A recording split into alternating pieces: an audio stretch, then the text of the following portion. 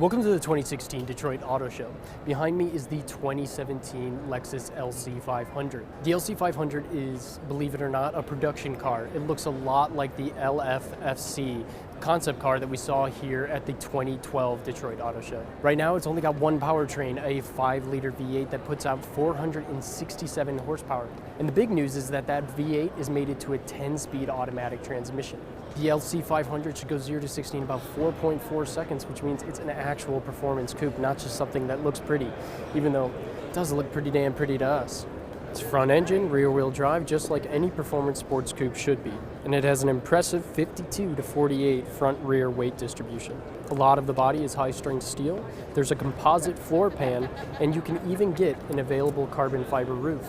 We don't know how much the LC500 is going to cost, but we assume that its price is going to touch 6 figures. Seeing something this remarkable on the show floor is a fantastic way to start off the Detroit Auto Show.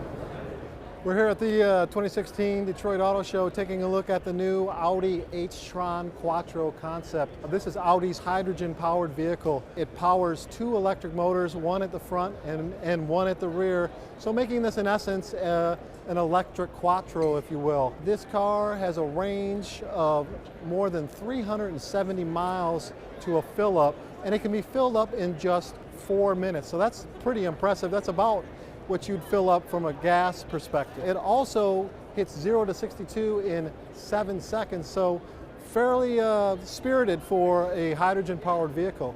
In addition, the h-tron has several new key technologies that you're going to find on the new Audi A8, including some remote parking features and autonomous drive capabilities. And then in the inside as well, a lot of OLED tech and haptic feedback technology that's presaging the new Audi interior technology and their autonomous technology. So a technological showcase, a vehicle that seems to be very important for Audi in its future, and something that we may see in the not too distant future if hydrogen at some point becomes more of a reality than a curiosity. This is the new BMW M2. In 2011, BMW gave us the 1 Series M Coupe. This car carries on with that. The M3, the M4, they've gotten a bit big, a bit heavy. Enthusiasts are saying, we want a car that's a bit less expensive. So, 52 grand, 365 horsepower, rear wheel drive, aluminum front and rear suspension stolen from the M4 and the M3, limited slip rear differential, electronic limited slip rear differential, 1 interior color, black with blue stitching, 15-inch front brakes. This is the car we've been waiting for. The 1 Series M Coupe was fantastic. This car should be quicker. We'll see. Will it lose some of the verve?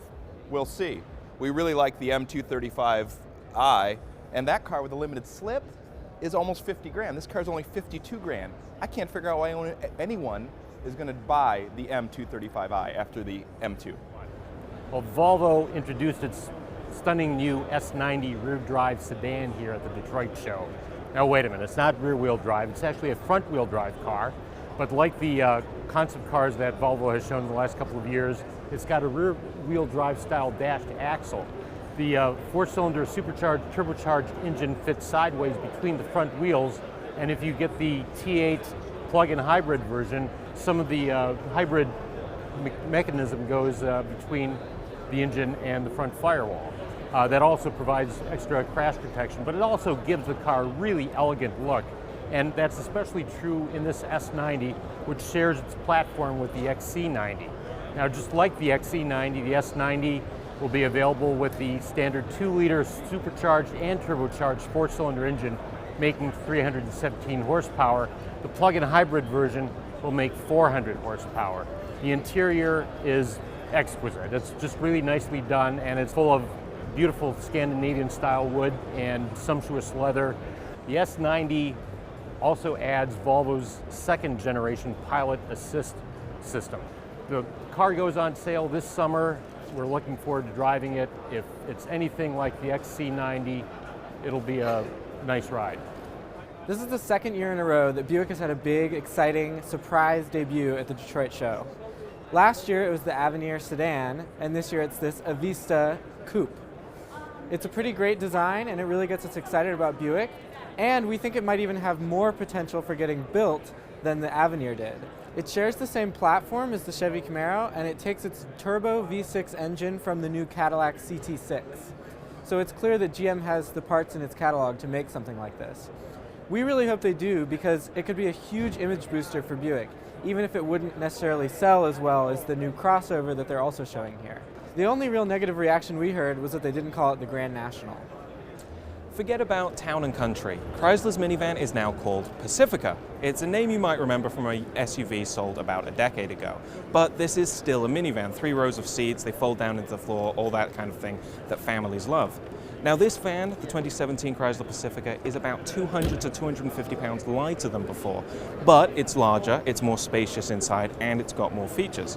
Under the hood, there's still a 3.6-litre V6 engine. It's a little more fuel efficient, and now it has a 9-speed automatic transmission instead of a 6-speed. But the big news is that there's also a hybrid Pacifica for the first time. This is the first hybrid minivan, and it'll get up to 80 miles per gallon combined. And because it's a plug-in hybrid, you should be able to go about 30 miles just on electricity without turning on the gas engine. Other cool new features on the Pacifica include touchscreens on the back of the driver and passenger seat that let your kids play games, watch movies, or even see how long it'll be until you reach your destination. There's a tri-pane panoramic sunroof, and the power sliding doors can now be opened by just kicking your foot underneath them. Perfect for if you've got your arms loaded down with groceries or children. The 2017 Chrysler Pacifica goes on sale later this year, and it looks to be a big step forward to the minivan segment. Q60 is the latest example of the realignment of Infiniti's alphanumeric model names. Obviously replaces the G35, and it's the two-door coupe version of the Q50 sedan. It's got a little more expressive sheet metal like most coupe versions of sedans, a lot of unique sheet metal versus the sedan.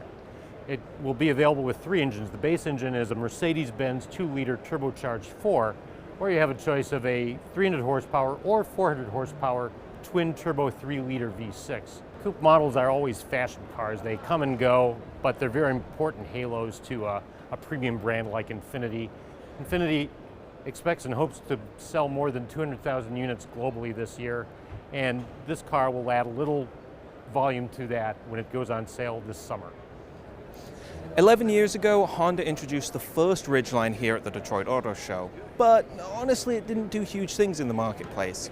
Customers really wanted a truck that was a little bit bigger and a little bit more capable. But the truck market's changed, and now customers are recognizing that they can make do with a smaller truck, things like the Chevy Colorado and Toyota Tacoma. So there's an all-new Honda Ridgeline here. Like before, it's unibody, and it's got a 3.5-liter V6 up front. But there's a couple of changes. It's a lot more truck-like. It doesn't have the flying buttress design anymore. It's got a traditional truck profile. As before, you can get 4-wheel drive, but there's also a front-wheel drive option that'll be a little more fuel efficient if you need a truck but don't really need to go off-road or drive through snow. Other cool features on this truck, it's still got the dual action tailgate, so it flips down like on every other truck, but it also flips open to the side. There's the lockable in-bed storage compartment, which is great for tailgating. And there's even a set of speakers in the bed, so you can blast music as loud as you want while you're tailgating. We're curious to see how this will stack up against the Tacoma, Chevy Colorado, and GMC Canyon, because ultimately being unibody, it might not give people the towing and payload capacity they want out of a pickup truck. But for a casual truck user who just needs a little bit of space in the bed, it could be an interesting new offering. In search of brand revitalization, Lincoln had promised us 4 new models. We saw the MKC, the MKZ, and the MKX. Now we have the cleanup hitter, the Lincoln Continental. It's the return of a flagship car and a lot of expectations around it. The top trim 2017 Lincoln Continental will be the brand exclusive 3-liter twin-turbo V6 with 400 horsepower, 400 pound-feet of torque, and standard torque vectoring all-wheel drive. Lincoln's goal with the new Continental is a kind of quiet luxury, or so they say.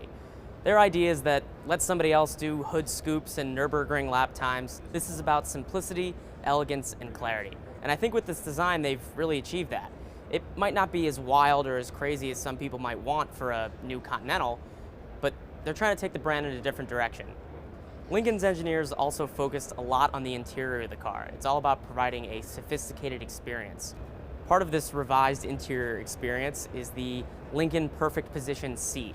It's a 30-way adjustable seat with crazy things like individual thigh adjustments, cooled massage, heating functions. It's trying to create something different for the driver. The car also comes with a super high-end Revel audio system, which remains one of the best audio systems we've tested in any car. We'll have to wait and see whether this is the jolt of life that the Lincoln brand sorely needs, but I think it's safe to say that this has the potential to be a very, very solid start. We wrap up our coverage of the 2016 Detroit Auto Show down the street from Cobo Hall here at the Weston Book Cadillac, where Mercedes has just shown us the 2017 E-Class. The all-new, completely redesigned E-Class is going to launch here in the United States first with an inline-4 engine, but then you can expect more variants to follow. A diesel, a hybrid, and a 6-cylinder model, which might even have a rumored inline-6 engine. You can also expect a variety of body styles, the sedan, the coupe, cabriolet, and the beloved wagon, and that means that, yeah, we're hoping the E63 AMG wagon makes a comeback too. The E300, the first model to launch here, is going to come with a 2-liter turbo 4 and a 9-speed automatic.